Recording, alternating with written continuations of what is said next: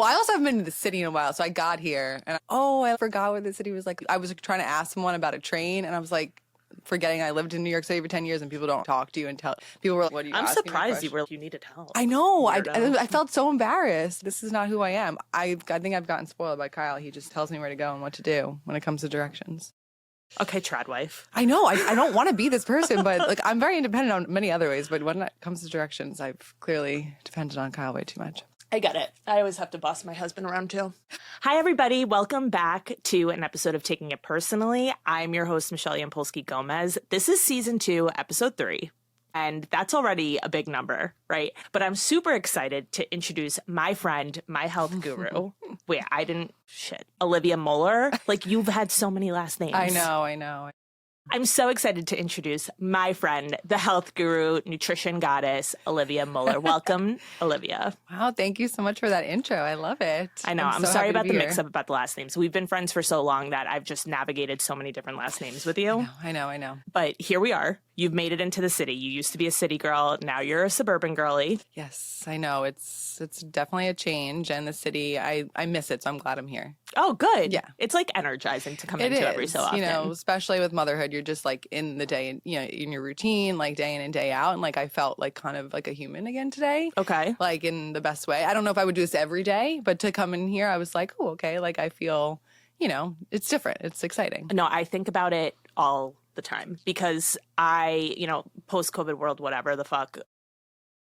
I used to take the subway into work in a pre-COVID world 5 days a week, multiple ways, extra bags so I could go out after work, pretend I'm going to the gym before work. I packed so much into a day. My social battery is drained and completely out after commuting one way. Yeah. I'm already plotting how I'm going to avoid the subway on the way home. I can't do this 2 ways. I'm not going to be able to function all weekend. Yeah. Remember we would meet at like, I think 6:30, 7 a.m. for like those boutique classes before Essence. And then I'd have coffee in hand, like collagen powder, like in breakfast on the way. And now I'm like, you know, like I'm waking up. I'm like, I need 2 hours to like become a human. For my soul to warm up. Exactly. You know, it's just a slow morning and it's just hilarious to think like what we used to do. It's absolutely, we were in our seats at our desk by 9. Yeah.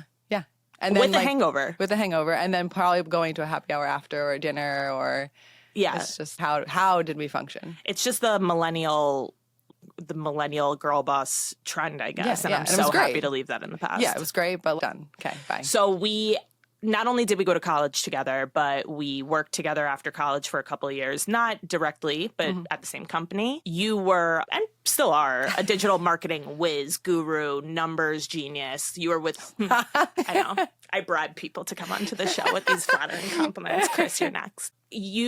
So you were with this company many years ago, and you were with it when it grew from very, very small to being acquired by a holding company. And then it feels like I think it was right before COVID. It was like right before, yeah. Yeah. Literally a month before. You had this internal instinct that you wanted to make the shift. So can you tell me a little bit about that? Yeah, so I think it was like brewing in me for a while. I knew I was always doing this nutrition stuff on the side. You know, my dad had introduced me to like a lot of holistic practices. And, you know, marketing at the end of the day, like I loved Essence. I loved, you know, what I did. But it was like, I can't imagine myself doing this for the next 10 years, you know? And so it came to a point where I was like, I know I need to make a decision. Am I going to go for this all the way? Or am I going to just accept that I'm not willing to take the risk? And so... yeah, I was like, all right, I'm going to go get my master's and I'm going to do this nutrition thing full force. And I worked part-time at Essence for a little bit, which is hilarious because I don't think that they would ever let anyone do that again. No. So went and got my master's and then quit, traveled a bit. And then the rest is history. But I'm so glad that I made the leap because it was a little bit terrifying at the time. So about your business now, what's it called? So it's Live Nutritiously, which is really difficult to spell. I recognize that now. A few years in, we are now all on a spelling bee trying to get your business going. Okay, Love so that. Live Nutritiously, it's a virtual nutrition practice, and I help women who are struggling with fertility challenges or hormonal imbalances. The idea is that I want to help women get to the root cause of what's happening so that they could either improve pregnancy outcomes or improve their hormonal imbalances, you know, and just like feel their best selves. You know, I struggle with my own issues and like I couldn't find the support that I needed. Like no one could tell me what was going on. Because it doesn't exist. Or it didn't exist prior to Exactly. And it like was so frustrating and like so isolating. And so, you know, when I was getting my master's, I was like, this is the work that I need to do. You know, I was struggling on my own. I said, when I figured this out, and, you know, eventually I did, like I knew that this was what I had to do in my work. And that's why I'm so passionate about it. Yeah, I mean, I have seen that shift in you too. I also know that as a woman who is your age, our resources are dwindling. They're so limited. We are on our own. And what I think people don't really talk about too is the link that is broken between a woman and her family or a woman and her partner when these needs aren't addressed. I have more life experience or stories to share about after giving birth and the struggles that I went through, which I've shared here and with Olivia before, about dealing with postpartum depression and PMDD. Yes. But what has never really been addressed for me was the link to my family. So for example, my husband really went through a lot when I was dealing with those things. It's not like he was equipped to handle it either, but we had all these other moving parts. So I love what you're doing. I think it's awesome. I've definitely consulted with you about things like the hairs growing on my chin. I think I would probably woke up on my 33rd birthday and suddenly I was like sprouting hairs on my chin, which was so interesting because I had never seen them before. Hello. You pluck them and they just fucking come back in 3 seconds. And immediately I'm spiraling about looking like a wench. And we've talked about this and we kind of figured out like what the solutions could be. And so I'm really grateful for, you know, your input on that. But I'm going to take it back for a second. I take things super personally. I've grown up taking things super personally. It's always been part of my character to be like extra sensitive to whatever's happening around me, whatever. I have learned that I have to remove my sense of self from any situation or else I'm just like never going to get anything done. Because even when I'm, you know, working my day job and someone is kind of doubting my capabilities, I'm like, this is more a reflection of you. Like I deserve to be here and I know that. So move along. Yes. Or even when I'm pursuing things like this podcast or stand up and someone's like, oh, well, that's not going to turn into anything, right? Like you're just doing it for fun. Like maybe I am doing it for fun. And like, who the heck cares? And that's fine. So, I mean, I hear that. And I know that when you first started getting into this type of wheelhouse, right, into this industry, it started as like a personal journey for you. Oh, yeah. Because I remember, right? Let's talk about my memories with Olivia, right? Olivia and I went to school. We have some good ones. We have really, really good ones. And I think that we would be doing an injustice if we didn't kind of outline the change in us from beginning to now, right? Because we met in college and Is that 20 years? We're getting close to 20 years. Not to date myself, but we met in college. We were out of control when we met. Yeah. You know, we're freshmen living in New York City. The world is our oyster. We are pushing every boundary, every barrier. We are experimenting. We don't care about what we're putting into our bodies and what's coming out of it. Absolutely not. I think back sometimes and I'm like, oh my goodness, like you poor thing. Yeah, I think back a lot. I'm like, you willingly did these things, right? And so I've seen that transformation with you where you went from party girl, being a party girl and still in college, which was the whole other thing, to adding collagen powder into everything and doing yoga nonstop and like drinking matcha and doing like functional testing and all of these qualities in you. Like I've seen that shift. And so frankly, you have a lot to answer to. Like, how the fuck did that happen? Like, what was the spark in you that it was like, okay, I'm done fucking with my body. Yeah. Like, I'm done. And like, do you live with? This is gonna sound like this almost sounds like I'm putting you like on trial, but like, no, do you have any shame for what you've done in the past? No, it's a really good question because it's something that I've caught myself being like I wish that like, you know, I got into this health stuff earlier, or like I wish I didn't do that stuff to my body. But then I'm like, if I didn't do that stuff, then like I probably wouldn't be where I was today. Or maybe I wouldn't have had the struggles that I had that like make me a better practitioner today, you know? And like also like at the end of the day, like that was like a really fun time. It really was. Like there's so many ridiculous, hilarious memories. And like I heard a quote recently and it was like, if you erase your past, like you erase who you are. And like I think that like I had it like that like really. You erase your past, you erase who you are. Right? Like, ooh, let that sit for a second, right? Wow, let that marinate. If you erase your past, wow. Right? You've really left me with some food for thought here. Wow, I'm into it. So, and then like I think my health, like I had some health struggles come up. Like I found out I had like a gluten intolerance and like I was breaking out in hives. It was actually like right at the time I met my husband, which is hilarious. That's a story for another day. Also, my dad was like very into holistic, alternative stuff. So I was just trying out these things and it was working and I was feeling better. And I was like, all right, there's something to this. And it was a long journey. It's not like it happened overnight. This took me 10 years, but I'm just grateful for where it all ended We up. really bonded over one of those viral Instagram memes where we were so on point. So on point. We were once college girls who would take whatever we got handed at Literally. Pasha, and now we're worried about overdosing on magnesium at night. And you sent me that, and I was like, "This is me in a nutshell." If anything has described me as well as this, no, I think we've actually texted each other panicking about amounts of magnesium we've taken when it really doesn't do anything. But whatever. It's been fun to watch this transformational journey for you. I know that your dad has had a huge influence in your approach to these things, so that's been really cool for me to see too. Right? Like this is going to be gross, but I remember you had a permanent sty on your eye. Oh my gosh! For like 6 months, you had it was so bad.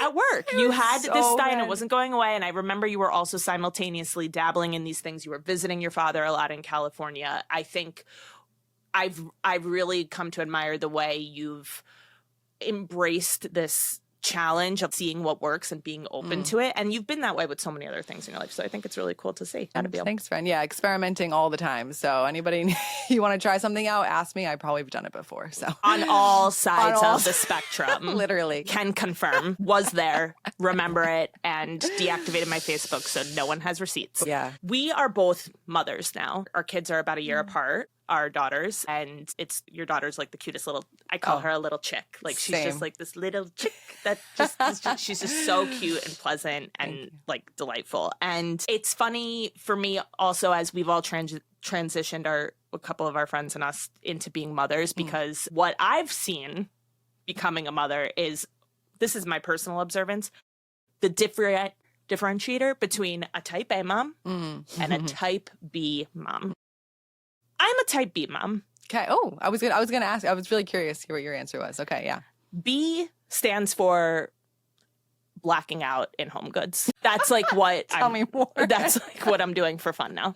It has become my release of just like, this is my time alone, and what kind of shit can I bring home with me to fill some kind of void, right? Yeah, but realistically, a type A mom, in my eyes, has been someone who's so on it, getting their toddlers into these like advanced classes, aiming for getting their kids into the right school, even though their kid is 2 years old. It could be being proactive with like having your kids solve puzzles. It could be proactive with, I don't know, planning for college. Right? And type B is like a little more loose. Like, oops, I forgot to pack a lunch. Like, what can I scrap together today? Or like my diaper, I brought a diaper bag and I forgot the diapers. Oh, I do that all the time. Right? And so like, I feel like I identify more with the type B parent. And I don't intentionally mean to. I think I am a good parent, but like, I'm a mess. Of course you're a good parent, yeah. What do you think? Are you type A, type B? Well, it's interesting because when you outline it that way, I definitely don't associate with that. Type A, I'm not thinking about school. I don't think I'm like super on top of like making sure she's like coloring and puzzles and all that stuff. Like, I don't think that's me, but I think of me being a type A. Well, I think like a year and a half ago in like the throes of postpartum anxiety, I was like full blown type A because I was stressed about like sleep and poop and what she was eating. And like, I would pack every little like lunch if we left the house and like every morsel of food. But I realized like, I'm going to lose my mind if I continue on this way. My aunt like patted her back like too hard and I thought like her lung was broken. Oh, anxious, right? Yeah. Now, a year and a half later, hormones stabilized a bit. I feel I'm more balanced. But type A, I think, is always going to be a part of me, but I can't be full-blown type A or I will lose my mind. Right. You know? I think I was type A unintentionally at the beginning because of all the hormones. Like, I remember giving my daughter a bath once and some water splashed in her face, and she just belted out hysterical, sobbing. And I was convinced that we were going to have secondary drowning.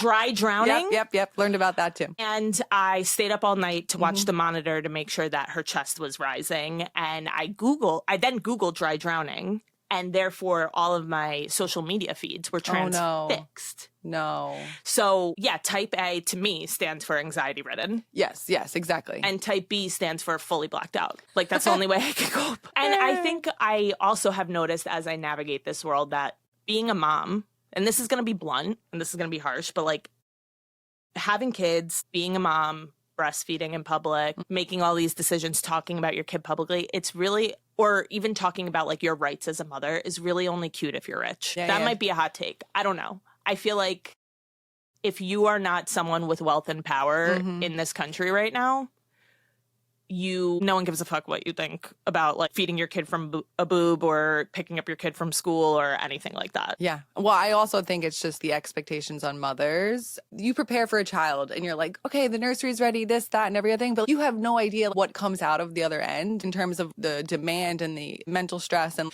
you know, you go on Instagram and, you know, you're like, you know, like thrown all these expectations of what a good mother's, what it looks like. You constantly think you're failing. And then, you know, you layer on also being like stressed about work and like trying to balance all these things. Like to your point, like if there isn't like this abundance of wealth in multiple areas, right? Like it is hard. It is so hard. We are expected to work like we don't have a child at home, but we're expected to be a mother like we're not working. Gentle parent. You're expected to be a gentle parent. God forbid you raise your voice in public, especially when they're a toddler and they learned no. And I'm going to channel Gabby Windy here because I saw her do this clip about trad wives or whatever. And she's like, let them be if they want to be. They're dealing with a toddler who just learned how to say no and fuck you. And I'm like, wow, I feel that because my daughter is literally telling me every day in her own words, like, you're a fucking idiot. I'm not listening to you. And like, oh gosh, that's what I have to get ready for that stage. Sass, yeah. Well, my daughter's learning to talk, but the sass somehow she still can communicate sass despite being able to say full blown words. They radiate it.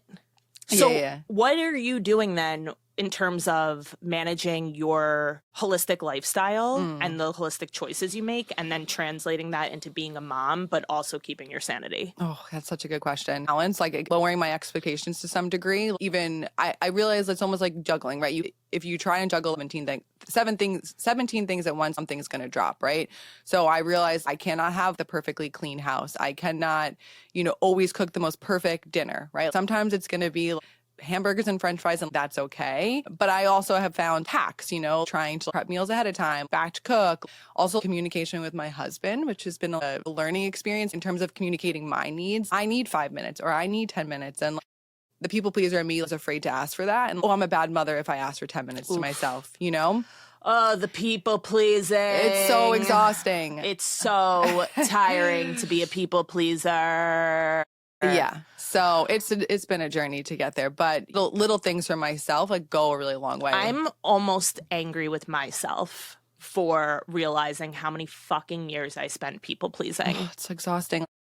Not to toggle between like managing your child and managing the outside world, because obviously they're two different priority levels, but like you just brought up people pleasing and my world is being rocked right now because I have worked through so much of like, why, like, no is a full answer, period. No, period. If I like, why am I giving you so much time and attention and like doing what you want to do? And it's hard not to resent myself for like the years in the past where I just was accommodating everyone else's needs but my own. Right. Yeah, and so like now I'm trying to, you bring up such a good point because you have to translate that skill into managing a household. You have to, or you're never going to have time for yourself, and then you're going to get resentful. And I'm speaking pro at it. I'm not. It is such a learning experience. And nothing said on this show is considered official advice or legal advice or medical advice. And if you choose to listen to anyone on here, that is your own decision, and that's on you. I want nothing to do with the results. But yeah, even now, like there's a part of me, I want to make sure that I'm not complaining too much about motherhood. I love being a mother and I love my daughter and she's the greatest gift to my life. Like even that's coming up because I don't want to be complaining about motherhood too much, you know, and I have to check myself and it's like, hey, it's okay to talk very candidly about your struggles. And that doesn't mean that you also are not loving motherhood and loving having a child, right? It's such a balance too. Two feelings can exist at once, like overwhelm and also absolute love and happiness and adoration, right? It's okay. Those two things coexist. Yes, they can coexist. We can coexist. Yeah, we're complex humans. How do we navigate this fine line of not being all consumed by being a parent and still maintaining our own life? Yes. It feels like it's just never enough. Well, that's the thing too. I feel like sometimes you feel especially as a working mom, like you feel like you're never giving enough to either one of the things. Yes. Right. You're like, okay, like I'm not giving enough to my business, or I'm not giving enough to my, being a mother, or I'm even not giving enough to my relationship. Right. Like that usually gets like the third rail. And you're like, The okay, unspoken can we like third rail. If you touch it, you explode. Yeah. Like, can we talk normal humans for 5 minutes, like, without our daughter screaming, which, like is amazing, but also like it's difficult to have a real conversation. So yeah, like it's hard to feel like you're not giving enough and all of yourself to each thing. I don't know how some people manage to have conversations through a shrieking child in the background. There's some people who are really, really good at it. My husband is able to just like sleep through anything, talk through anything. Oh, bless his soul. It's the most incredible thing, because our daughter will be shrieking or climbing a leg or like singing in the background, and he'll still be talking to me about what we're planning for dinner. I'm like, how the fuck is your brain functioning right now? Like, all I hear is shrieking. Yes. It makes my boobs hurt. I can't deal with my nervous system. It's just My nervous system is shot to shit. shot, and I'm envious of those people, because no, I can't multitask with the screaming child. I can't. I need to settle that. The way like our brains have changed to function with all of us has been like so weird. I had this other funny occurrence happen to me as it kind of relates to like hormonal balancing and familial planning. And I just had this thought, right? When we were younger, you go out, pregame, bus, club, another club, another club, another club, bus, no sleep, whatever that sound is, right? Us. And then you end up at a postgame, and you don't get home until 7, whatever you want to call it. A-bar, postgame, after party, whatever. A few months ago, I went to a concert at Forest Hills. It's an outdoor amphitheater in Queens, which means that it has to go with local law of enforcing early sound and whatever. So the show, it was Tiesto. Okay. Ooh, what? First of all, the show started at 6. Okay, I'll let everyone react to that. It's a DJ starting a show at 6 in New York City. I didn't get there until 7:30 because I didn't think he'd be on. He was at 6? He was on at 7. Really? Okay? And then he's silent. He's not speaking, and like nothing's really happening, And suddenly at 8 p.m., the show shifts and it's darker outside and he has like more things going on behind him. It's still 8 p.m., right? It's early, and I'm feeling confused. This feels really early. It doesn't feel right, but it feels right. Yeah. I love it. I'm having fun, whatever. I am in the stands of this amphitheater, and I have friends who are on the floor. And I'm like, I want to go to the floor. I made it all the way here. I want to go to the floor. Yeah. People with me don't want to go. So I show up to the floor, and I'm scaling the parameters to see how I can get in. Yeah. I just walk up to a security guard. I'm like, hey, I really want to get on the floor. Do you know how I could do it? And this person looks at me and says, you could go to the front and upgrade your ticket, or you can Zelle me. And I was like, no. Oh, well, what are we talking here? She's like, Zelle me 25. I'm like, dollars? And she was like, yeah.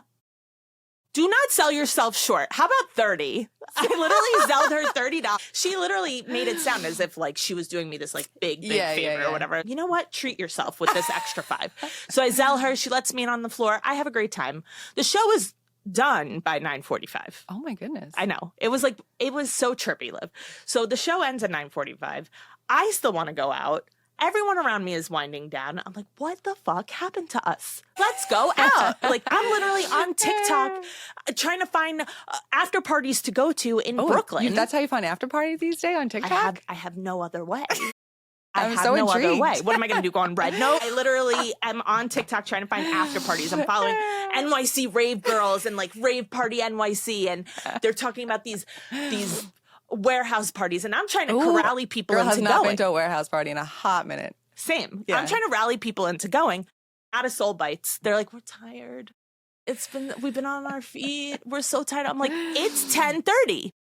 Yeah, I think I might be part of that crew, but I would love to go to a warehouse party. Me too. I just was already like feeling the you're momentum. already, like especially post Tiesto. Then we get to another friend's apartment, and everyone's like, okay, like, who wants a drink? And they all like settle in on the couch with a little glass of wine. Yeah. Red wine. And I'm just kind of bopping in the corner.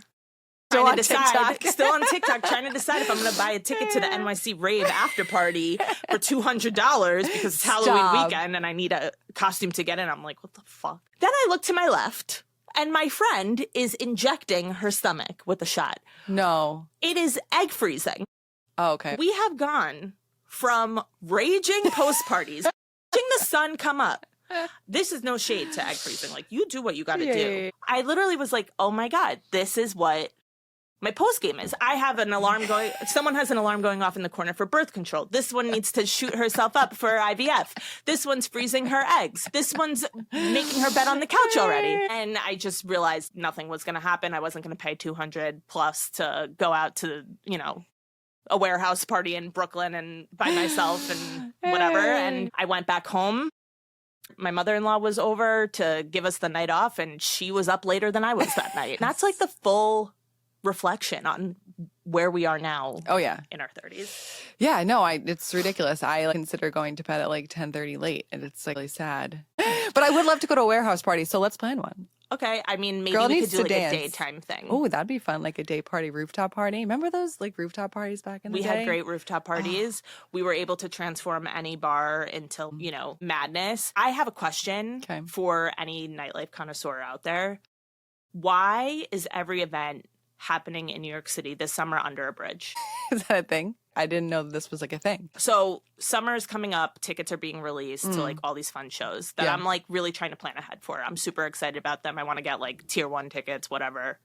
Not that tier 1 does anything. I'm literally saving $15. Take 30. Yeah, I was saying, you'll be selling someone when you get there. Take it, please. There's a new venue in New York under the K Bridge called Kazushko? Wait, interesting. Yeah. Huh. Okay. True trend. Every event is under this bridge. Wait, really? How many times am I going under a bridge in one summer? Like, I'm also trying to like envision it. I think that's like... There's a random bridge between Brooklyn and Queens that they've now transformed into a live music venue. I've heard the sound isn't that great. Every event that I want to go to is located under a bridge. I'm confused by this. I get it that we are New York and we do cool venues and that's fun too, but like... Yeah, like let's have some diversity type thing. Why is everyone I want to see under a bridge? It's either that or I just paid college tuition on Beyonce tickets at MetLife. Oh my goodness. No, it was bad. Oh gosh. That's the other thing too. Like sometimes you get into your routine, like especially living in the suburbs. I am like BSW, you have access to this, right? Like you don't have to plan, you do have to plan it to some degree, but it's like it's at your fingertips. I feel like being where I am, it's so easy just to like get into the mundane on the weekends. Let's clean the house and organize the yard, which is great. But then like all of a sudden you're 3 months, 3 months have gone by and you're like, we haven't like done anything. We haven't seen anyone. Yeah, like haven't we saw talked like to family. Another adult. Squirrel in the backyard is my friend. My neighbor like across the street who's like retired and like does his driveway for fun. Like that's his life, right? Like so we need to like, almost be really proactive about like getting out and doing things, which we have not been good at. I have to check myself. It's so easy just to fall into just doing nothing, the simple things, which is nice to some degree, but then I need to talk to a human and do something other than the standard things. Yeah, I get that. We made the decision to stay in the city for the near future for a couple of reasons, but one of the outcomes of that is we're staying in the city. We're choosing, to hold off on purchasing a home and moving out to the suburbs because God knows I'm not going to pay for a studio in the city to buy. That's crazy. Yeah, I can't even imagine what that costs. So with that decision, though, I need to really embrace everything around me that I can while I still take live advantage here. of it, 100%. I need to take advantage of it. Getting out to do stand-up, getting to pop in and record a podcast, really getting to use everything that the city can offer me while I have access to it. Yeah. But it's definitely a fine balance. You also take into account, really tests a lot of your friendships with people who are at the same level as you but living a different lifestyle because there's times where I can't take things personally. How many times has someone said to me, I can't believe you do this with a kid. I can never do it. Do what? Right. This is, I'm doing it. Like, I'm literally, you're looking at me and I'm doing it. I'm fine. Like, actually me looking thriving. at you being like, I can never do the suburbs. Like, suburbs look lovely. I'm sure I'd find a place I love eventually one day. It's just not right now. Right. But that's like another thing, like, my sensitivity is just, don't fucking talk shit about my lifestyle. I didn't even fucking ask for you. Yeah, no, 100%. I feel like I would take that personally too. Yeah. And, there's pros and cons to everything. And right now there's a lot more pros weighing out this decision. Yeah, especially with what you do, right? You have to be here, I think, in a way. Yeah. With the stand-up and feel like that's like you want to be part of that culture and in that vibe. Oh, that's like a whole other thing. Where can we find you? What do you have coming up on the horizon? What's next for your business? How can we get in touch? Yeah, so Olivia Moeller, oliviamoeller.com, my website's probably the best. It's like a hub for all the things that I have. So my newsletter's there, my Instagram's there. There's tons of free resources, which I always recommend people go check out. It's a good place to start. You can learn about my one-to-one coaching there. You can also book, if you're struggling and you kind of like want to make a game plan, you're wondering like, where to start, you could book a free call with me. And then I also just launched a 10-day blood sugar reset program. And you might be thinking blood sugar, hormones, like how do those connect? And I always tell people blood sugar is one of the best things that you could do for your hormones and for your fertility. So if you have irregular periods, your periods are missing, you're struggling with fertility, you have PCOS, mood swings, irritability, all that, like blood sugar, great place to start. It's a 10-day email series. Super quick and easy tips and tricks. If you do it over 10 days, you stick to it, you're going to see some positive change. I can't start my day with just a cup of coffee and nothing teed until 3, right? No, we could talk. I like to remind people that blood sugar reset, it costs less than 2 lattes. So it's very affordable too. And that's my goal. Like I want to provide as much value to people as I can, like, especially because I think people like need more support. And then, I think that's where you can find most of my stuff. Okay. That sounds good. As for me, you know where to find me, obviously. If you're here, if you made it this far, you definitely know where to find me. So I'm at Taking It Personally Pod on Instagram. I'm Mishamps on Instagram. I do have 2 shows coming up. One on March 5th. I'm performing in the Knockouts Comedy Festival. The show is aptly titled Funny Jewish Girls. Wait, amazing. Cannot believe I was chosen for this opportunity. I'm so excited for you, friend. That was like kind of sarcastic because I'm so obviously funny and Jewish. Oh, I'm so excited you're at a festival. Oh my God, thank you. No, it's like this in March, there's a citywide festival where like a bunch of shows are happening under the brand umbrella. I thought you were going to say under the bridge. I was going to say, what about the irony of that? I will be performing under the bridge. I can't wait for you to get an opportunity to perform under the K Bridge. They're also trying to make it sound so trendy. Like, are you K-holing under the K Bridge? Well, that's okay. I was not going to lie, but that's where my head went when you said that. I was like, I'm not going to say that. No, you can say it. Like, this is a free country. And then I'm also performing on March 22nd with Reunion Comedy, which is my crew that I like to do stand-up with. We will be performing at the People's Theater in the Village. Tickets will go live soon. You'll find that link on my website. And I just wanted to say thank you so much for coming on because I really love that you offer so much perspective about caring about yourself, your health, and your wellness, but you also have this amazing ability to be fun and silly and talk about it in a way that isn't intimidating or makes me feel less than. Thank you. Because I really appreciate you saying that because I think that is something that I see in the wellness world and something I've been like I don't want to say victim, that sounds way too intense, but like I've been affected by it, right? Like feeling less than because of that. And I want to make sure that that's not how I come across or like that's how my work comes across because I don't think that I struggle with the same things, right? So I think that's always that's why I think I try to be so vulnerable about the stuff that I went through or, struggle with still today because, it's always a work in progress and there's always something that you could do or try out or the support, there's always support that you deserve and, you can get. So I really appreciate you saying that. And just one more thing while you mentioned that is you don't have to get stuck anywhere you don't want to be. Yes. And I think you are literally the epitome of that. You have tried out so many things. I say that with with true admiration. You have tried out so many things when it comes to where you want to live, so you feel confident about where you want to live and what you want to be doing, and you've taken such amazing leaps. You really did. You left a really stable corporate job and took this leap for a successful health business. It's a lot of things. That's a lot. That is something that people really fear, and I really, really admire that about you. And I wish you so much success with this journey, and I'm so happy to have you on. Oh, thank you, friend. I'm so happy to be here. It's been amazing. So thank you for having me. Thanks, everybody. Thank you.